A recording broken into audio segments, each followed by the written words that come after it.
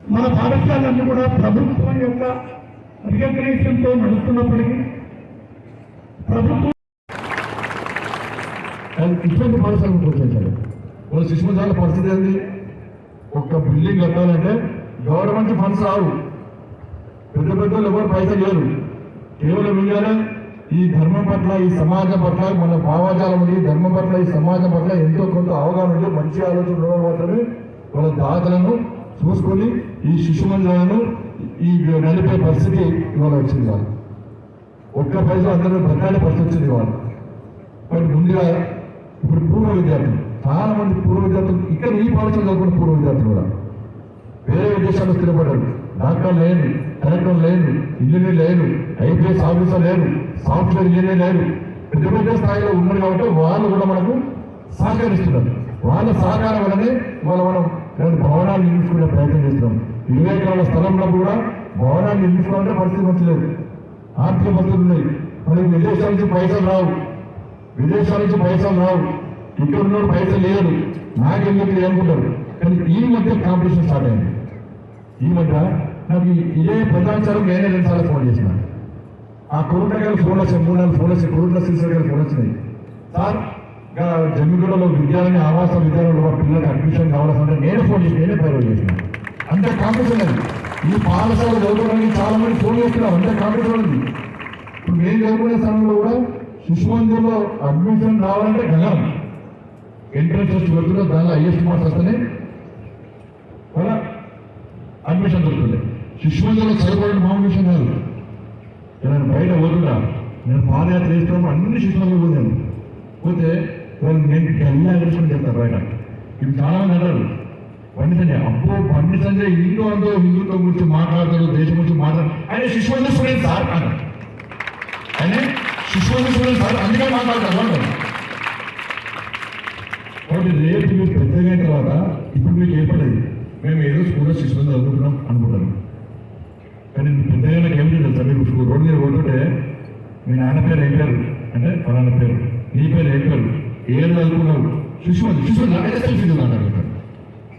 అప్పుడు సెల్ఫీకి ఎక్కువైతే ఇంకా శిశుమందిర్ చదువుకునే పిల్లలతో అంతా సెల్ఫీ చూస్తారు. గ్యారంటీ పక్కన చూస్తారు, పెద్ద సెల్ఫీ చూస్తారు కదా.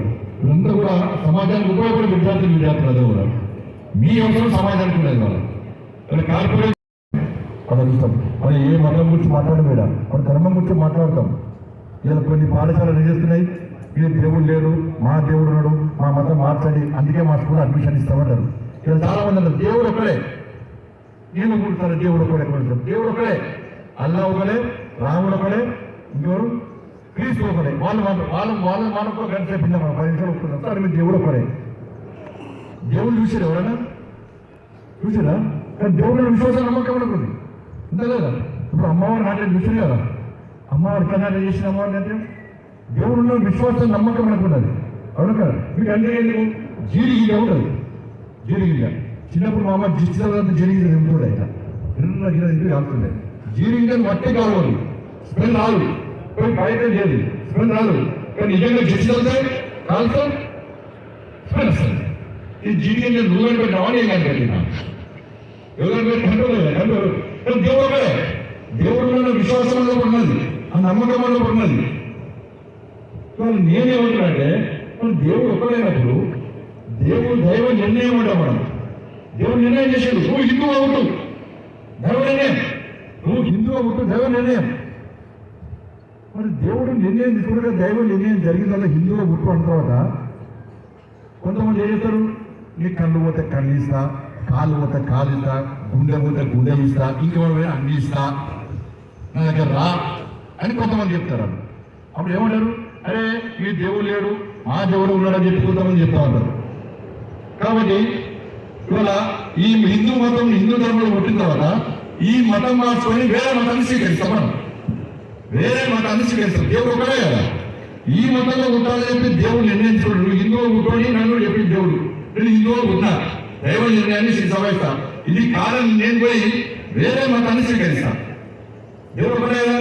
అప్పుడు వాళ్ళ దేవుడు ఏమనుకున్నాడు, అబ్బా బండి డేంజర్రా, వాళ్ళు గెలిచారా, ఈయన దైవ నిర్ణయం, వాళ్ళ దేవుడు ఏం చేసాడు, హిందువు గుట్టని చెప్పి నేను నిర్ణయించిన, వాళ్ళ దేవుడిని మోసం చేసి మోసం చేసి ఎదిగించారు, మళ్ళీ నాకు తెచ్చింది. రేపు నన్ను మోసం చేసి ఇంకోదారు పోతాం. కానీ బంధువులే కోరిక తీసుకోవాలి అవుతాడు అంటే కాబట్టి దైవ నిర్ణయాన్ని అందరూ చేసేవాళ్ళు. ఒక మతంలో ఉంటానని చెప్పి హిందూ ధర్మంలో ఉంటానని చెప్పి దైవ నిర్ణయం జరిగిన తర్వాత ఈ హిందూ దేవుడిని మోసం చేసి ఇంకో దేవుడు పోతే ఆ దేవుడు క్షమించాడు. మన మోసం ఆ దేవుడు గుర్తిస్తాడు. కాబట్టి మత మార్పులు చేసేవాళ్ళు ఆలోచించారు.